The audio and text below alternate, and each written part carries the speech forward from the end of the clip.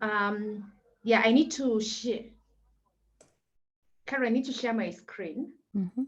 And I think I can't, it's disabled at the moment. Okay. Now you're the co-host, you can share. Okay, thanks. So, yes, I'm gonna go straight to this presentation. Can you see my screen? Yes. Very good. So, yes, Carol has already talked about the original WIDU grant and the Corona Business Grant. So I'll go straight to our third product. Very excited to pilot this project in Kenya, the only country that is piloting the green call. And we want to do a good job with it.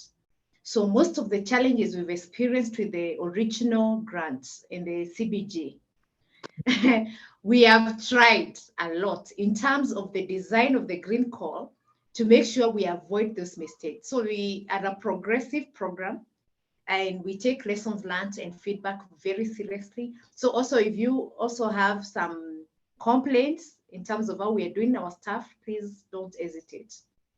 We want to change and we want to do the right thing. The Green Business Grant has three distinct features from the other two grants. The first one is the fact that the diaspora donor does not have to register the project. As you know, with the original and the CBG, the diaspora, you guys were in Germany, Austria, and the other countries that Carol mentioned, you have to go to the system, you have to apply, and then you have to invite the entrepreneur, and then the entrepreneur has to come and put in their proposal. In addition, you have to send the money back home and you have to upload your transfer remittance slip. We've had a lot of challenges with that as well, even though we also have a lot of success stories to tell with this. So with this green call, the entrepreneur will go directly to the platform, fill in the details, who they are, what their business is all about, and upload their business plan and their investment plan. So that is the first difference. The second one is that all the projects, especially the original WIDU grant, as Carol said, they are for all sectors. So if you have a salon, a pig farm, a shop, others even have projects which are dealing with dairy farms, all these kind of projects are funded with the original WIDU grant, all sectors. For the green core, just as the name says, this is very specific to green sector. What we're calling the green transformation businesses. Others are calling it the just green.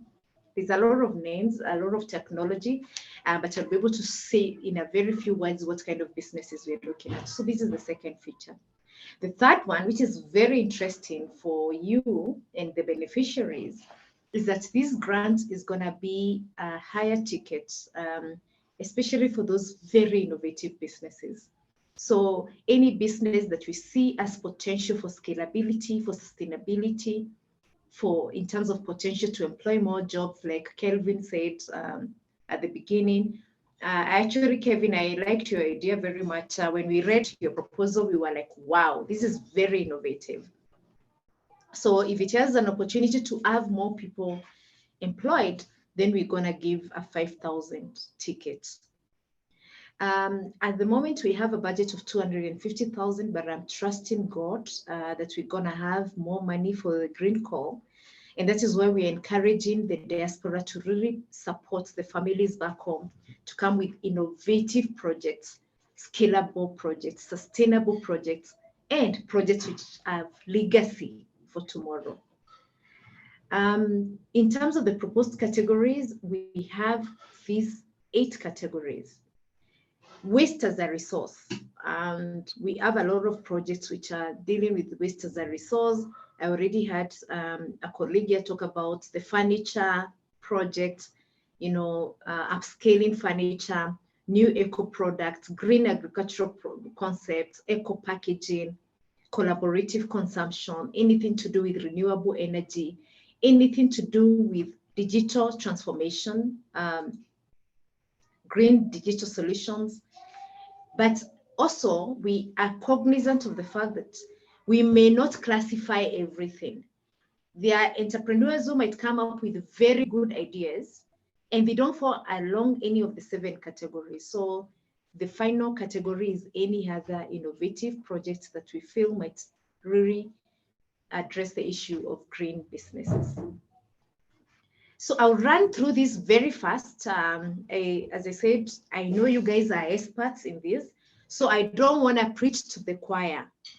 And I think it would be great if we had opportunity to have more questions. So anything about circular economy, waste as a resource, anything to do with plastic bottles, bicycle refurbishment, fashion from textile waste. I just visited one of my very good friends. She does a fantastic job. And our work is just to get I was actually telling her about the green call because I was telling her, do you know you can qualify for this? Because for her, she gets all these, droppings which tailors cut and then zinatupwa. She gets it, she patches up, and she comes up with a fantastic end product. So anything like this is something which we would encourage. Reuse of construction material and also printer cartridges, etc.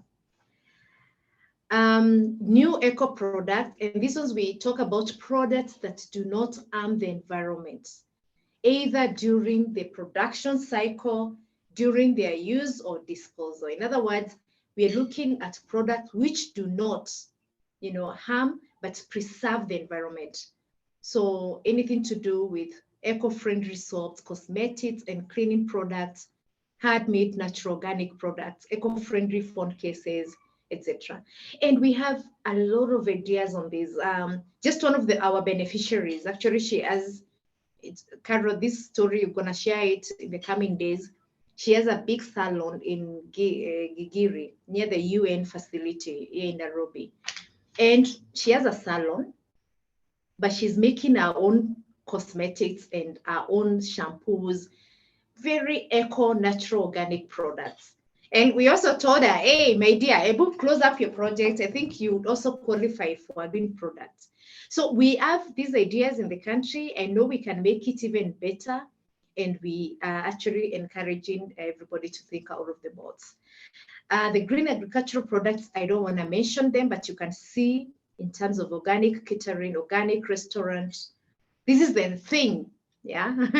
This is the thing. You ask people, you're organic, and organic, when you go to the supermarket, it's even more expensive. So anything to do with this also falls under green agriculture. Eco packaging, it's very straightforward. Kenya is proudly getting into eco packaging, and we thank God for this, but we're not exactly out of it. We have, Kenya, we don't use plastic bags anymore. So we also asking people to think out of the box in terms of how can we get better eco-friendly packaging.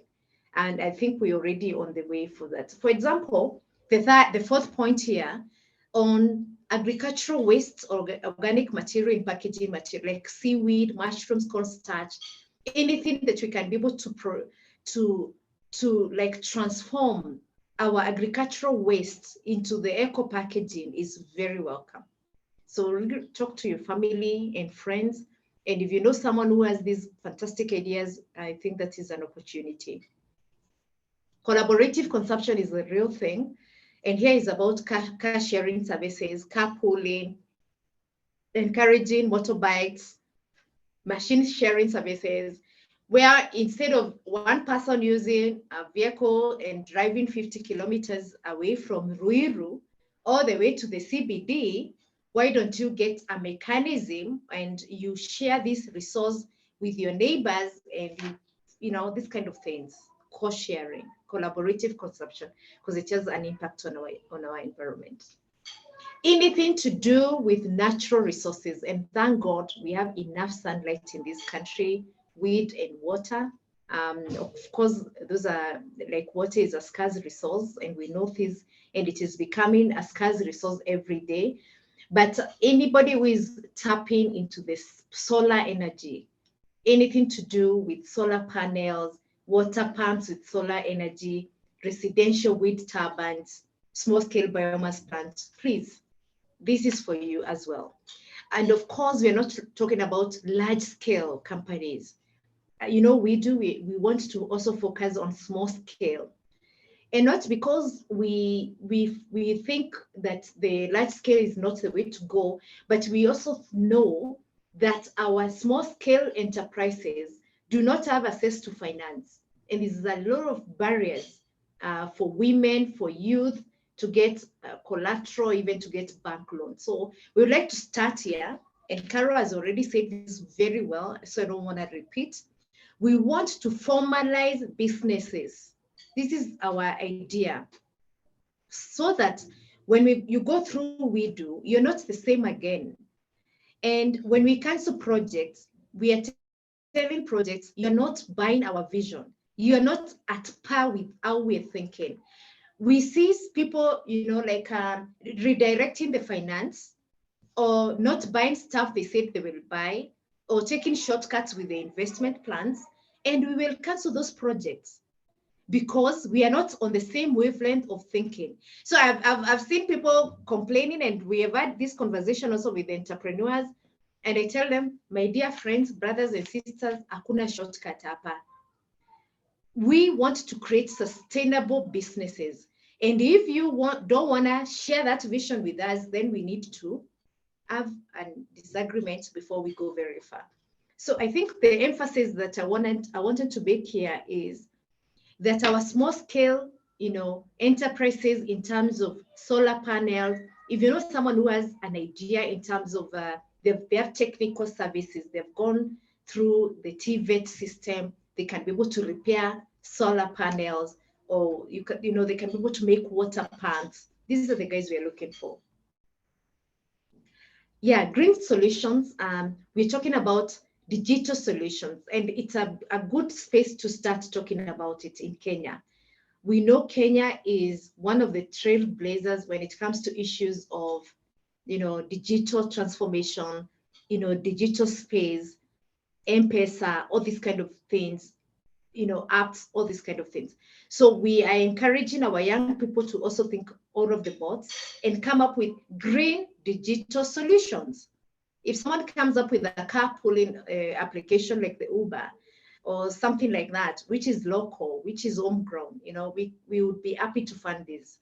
Application for farmers to reduce fertilizers as well. Anything to do with organic food platforms, order systems, applications, etc. We have one of a very innovative farm is it Kiambu?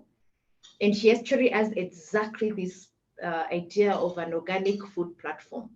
And she's making an app with WIDU funding, where she is able to link up farmers, and the farmers, instead of going to the market in the morning, they say, niko na managu, mwingine anasema niko na saga, mwingine, that kind of app, and you don't have to go to the farm, and then someone just goes around and collects all these things and takes them to one of the, a shop. And it's creating a big impact, because most of the farmers, they take their farm produce to the market, haijanunuliwa, hawana transport ya kurudisha kwa nyumba, wanaacha tu kwa shamba, inakuliwa na ile mbuzi ya soko. So anyone who has an idea in terms of how farmers can be able to save on their produce, this is a fantastic idea. Yes, in terms of the process, I want to go through it, because you guys, I said you are already in the choir. You already know how the process goes through the WIDU.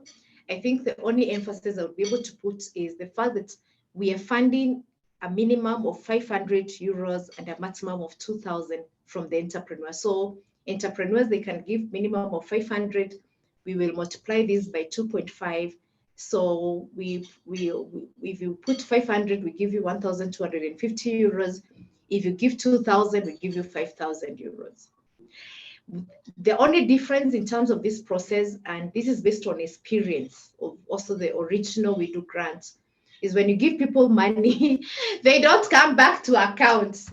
Wakenya wetu, sisi tunajulikana hapo. Wengine wanapata pesa. Now our work is to follow up. You know, we write emails, we write to the donor, we write to the entrepreneur, we give calls, wanakupigia story after story. So that we can incentivize the fact that entrepreneurs are able to account for all the money, we're gonna withhold 10% of the grant, and we share the 10% after they account for the grant. So that's that way. For example, we were giving you 5,000 euros, we only give you 4,500, and we remain with 500 euros. And 500 euros is a lot of money. So people will have an incentive to finalize and close their projects. I mean, it's just the experience. So I don't want to go through all these because I also know that we're going to have more discussions in terms of the process. But let me say the evaluation criteria for this project is going to fall into 8 categories. Anything to do with, is the business a green business? That is the first one. Is it sustainable? Is it creating employment? Is it profitable? Does it have a degree of innovation? Is there coherence between the investment plan and the business concepts? And also, what is the experience of the entrepreneur? We are not looking at school grades, we're also looking at experience, practical experience. So if this is not an area where we're asking you, come on a degree, you're out. No. We know the people who have been on the field, they have practical experience, which is commensurate to educational experience.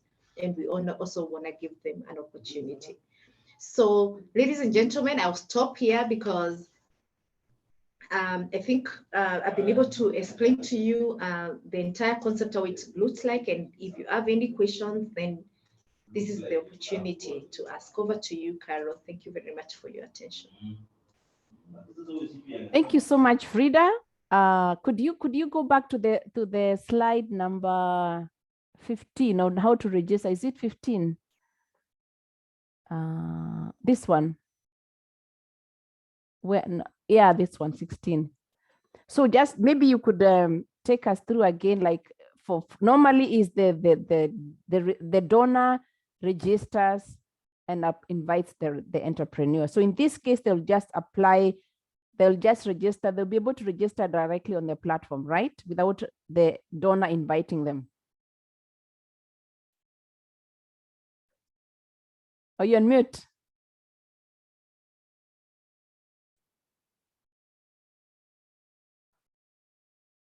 I'm saying you're on mute, we can't hear you. Yeah, sorry for that. I muted myself.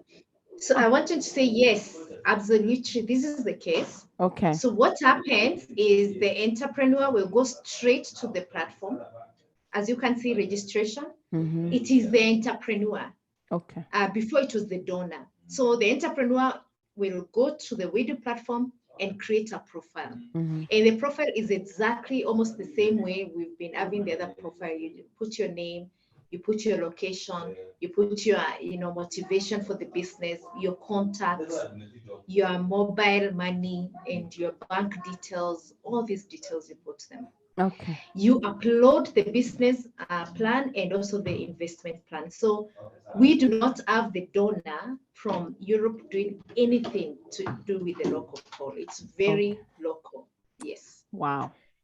Yeah. Fantastic. Fantastic. The thing is, we normally do WIDU sessions. Every 2 weeks, we have a WIDU session.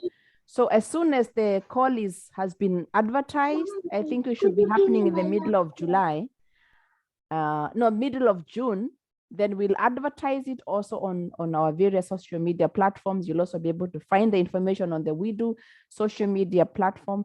And then we'll go again through an information session and explain to you Kinaga Ubaga, because we want Kenya to be the champions of this green call. So I'll hand over to Simon to take us through the Q&A session. Thank you so much, Frida. And maybe you, I don't know how many more minutes you have for the questions, and then we can release you because I know you had a long day. Yes, got only 5 minutes, and we understand, Frida. You know that you had also another information this morning, so we fully understand. Let the question rain. So I will use a category of hands.